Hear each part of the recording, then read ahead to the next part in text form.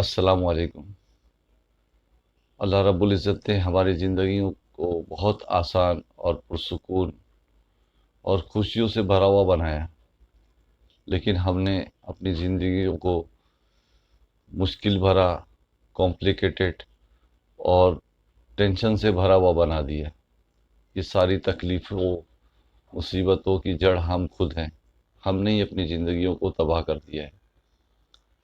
اس کی وجہ یہ ہے کہ اللہ رب العزت نے کہا کہ میری مان کے چلو، ہم اپنی مان کے چلتے ہیں، اپنے حساب سے چلتے ہیں۔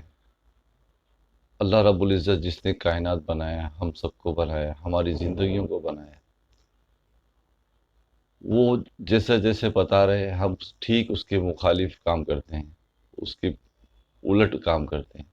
اللہ رب العزت نے کہا میری مان کے چلو، ہم اپنی مان کے چلتے ہیں۔ اللہ رب العزت نے کہا سنت پہ چلو، سنت کے مطابق عمل کرو، ہم ٹھیک اس کے الٹے رسم و رواج پہ چلتے ہیں، بدعتوں پہ چلتے ہیں۔ اللہ رب العزت نے کہا گھمنڈ مت کرو، ہم گھمنڈ کرتے ہیں۔ تکبر مت کرو، ہم لوگ تکبر کرتے ہیں۔ لالچ مت کرو، ہم لالچ کرتے ہیں، ٹھیک اس کے الٹ کرتے ہیں۔ اس نے کہا کہ رحم کرو، ہم لوگوں پہ ظلم کرتے ہیں۔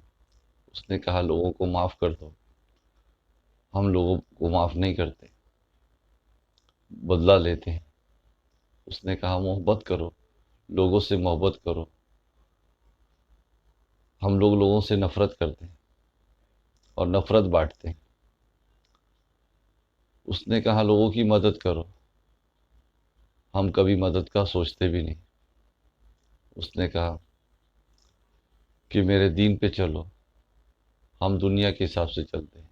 اس نے کہا کہ آخرت کو سنوارنے کا بندوبست کرو، آخرت سنوارو، ہم دنیا سنوارنے کے چلتے ہیں۔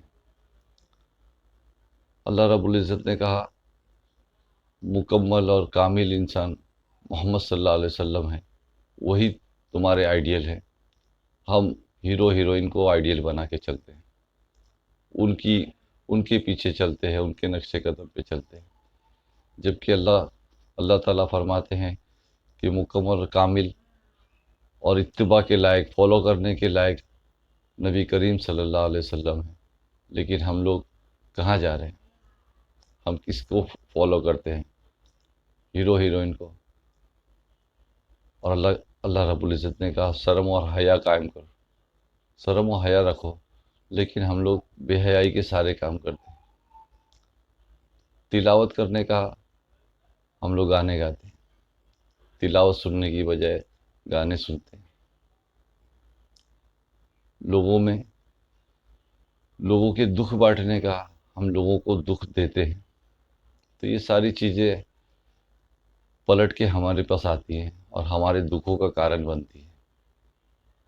اگر یہ سب چیز ہم لوگ چھوڑ دیں تو ہماری زندگی بہت آسان اور بہت خوشیوں سے بھر جائے گی۔